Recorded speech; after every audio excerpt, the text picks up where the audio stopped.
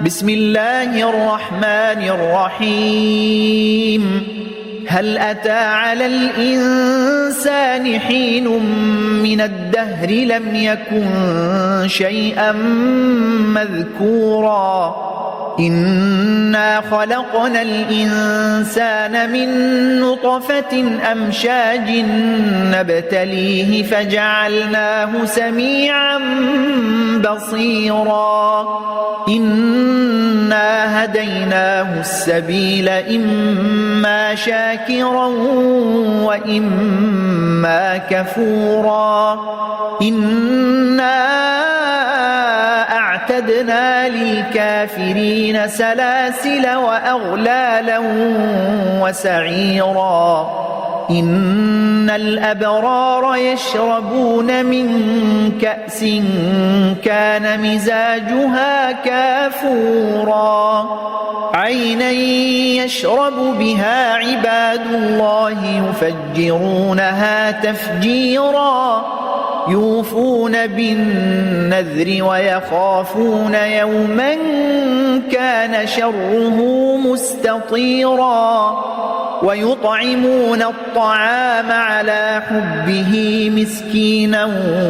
ويتيما وأسيرا إنما نطعمكم لوجه الله لا نريد منكم جزاء ولا شكورا إنا نخاف من ربنا يوما عبوسا قمطريرا فوقاهم الله شر ذلك اليوم ولقاهم نضرة وسرورا وجزاهم بما صبروا جنة وحريرا متكئين فيها على الأرائك لا يرون فيها شمسا ولا زمهريرا ودانية عليهم ظلالها وذللت قطوفها تذليلا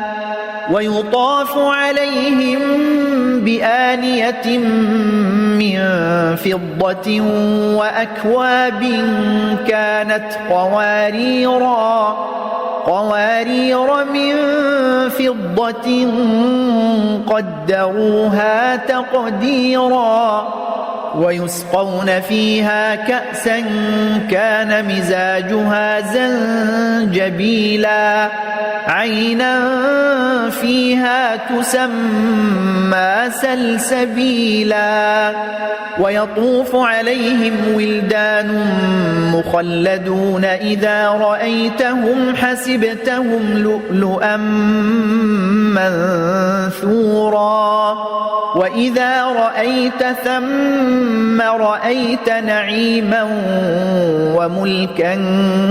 كبيرا عاليهم ثياب سندس خضر واستبرق وحلوا أساور من فضة وسقاهم ربهم شرابا طهورا إن هذا كان لكم جزاء وكان سعيكم مشكورا إنا نحن نزلنا عليك القرآن تنزيلا فاصبر لحكم ربك ولا تطع منهم آثما أو كفورا واذكر اسم ربك بكرة وأصيلا ومن الليل فاسجد له وسبحه ليلا طويلا إن هؤلاء يحبون العاجلة ويذرون وراءهم يوما ثقيلا نحن خلقناهم وشددنا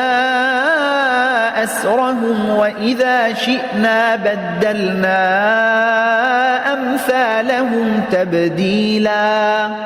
إن هذه تذكرة فمن شاء اتخذ إلى ربه سبيلا وما تشاءون إلا أن يشاء الله